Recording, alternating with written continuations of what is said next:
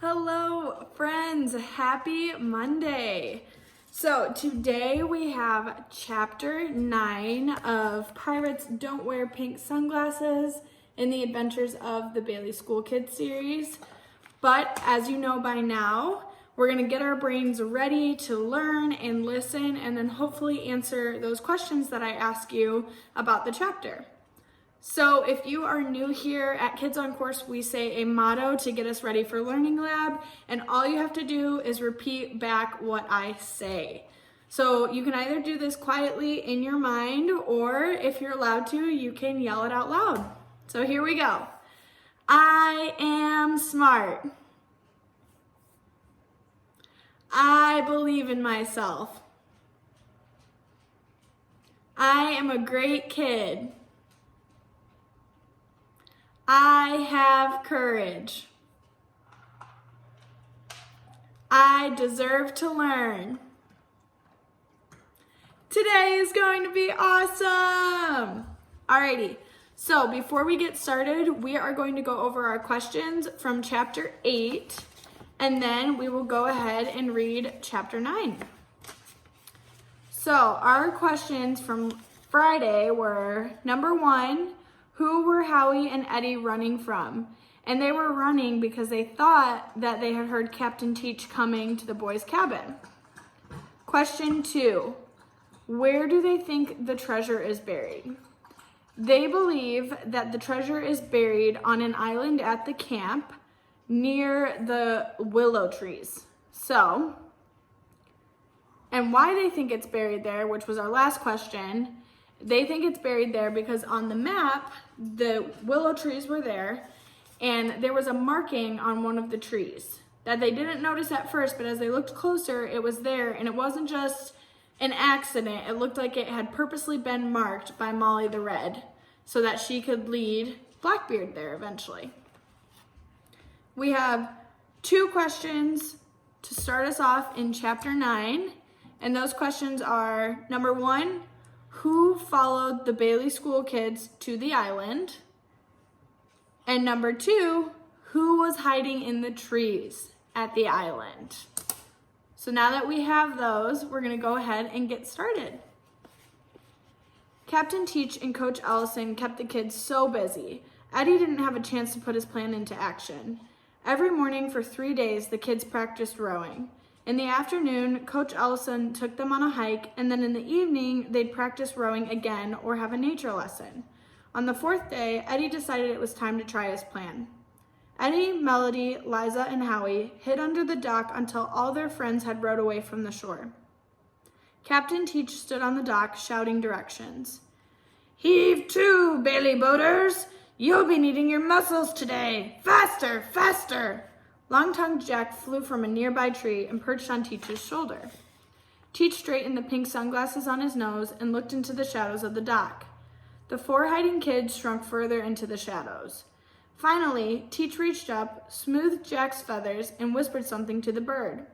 Jack flapped his wings and disappeared into the trees behind the 4 hiding treasure hunters. "Can we get out now?" Liza whimpered. "I'm soaking wet." "We all are," Eddie snapped. "We've been sitting in water for an hour." Melody patted Liza's shoulders. "Don't be so mean, Eddie. I'm beginning to think your plan is as wet as my sneakers." "They're out of sight," Howie interrupted. "Let's go."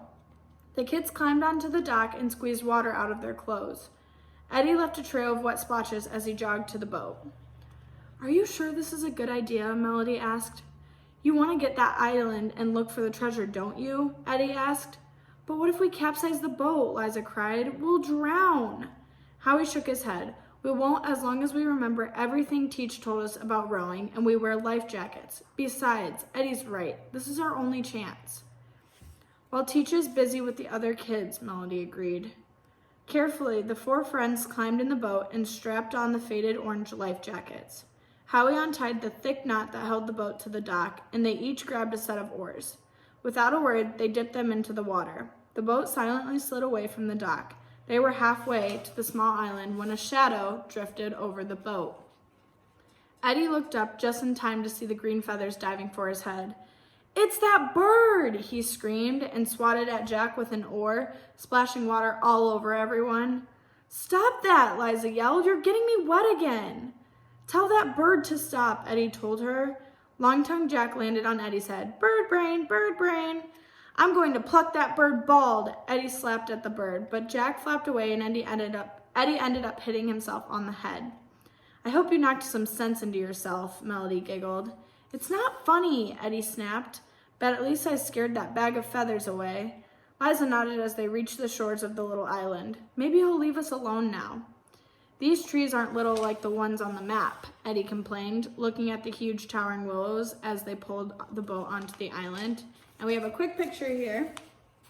So you can see that they are rowing away from the dock into the island, and there is Long-tongued Jack, and I think he's trying to stop them because he's Captain Teach's bird, so he probably wants Captain Teach to find the treasure first.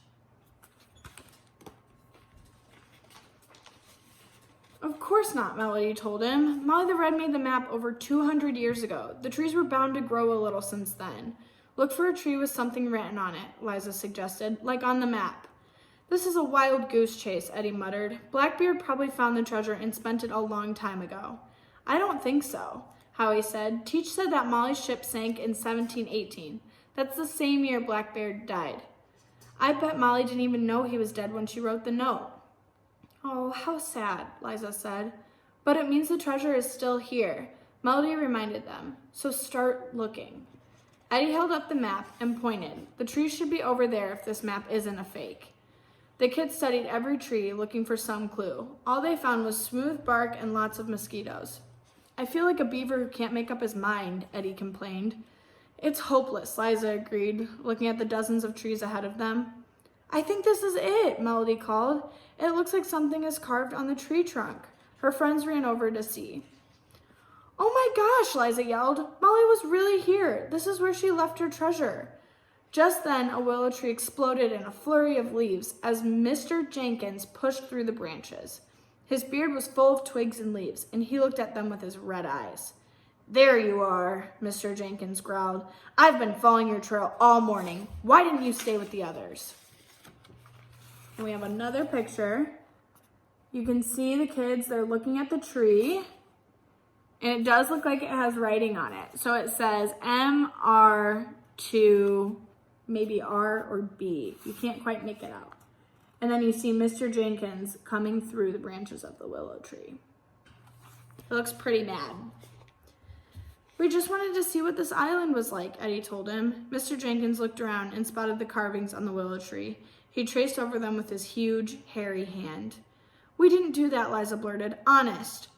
Mr. Jenkins nodded. "The trees here depend on campers not to carve up their barks, and the rest of the Bailey School kids were depending on you to help them in tomorrow's race.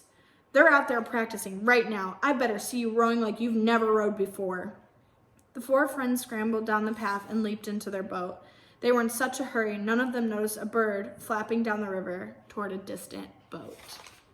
And that is the end of chapter 9. So before we go, we're going to go over our 2 questions that we have really quick, and then you guys can enjoy the rest of your week. So, question 1. Who followed the Bailey School kids to the island? And question 2, who was hiding in the trees?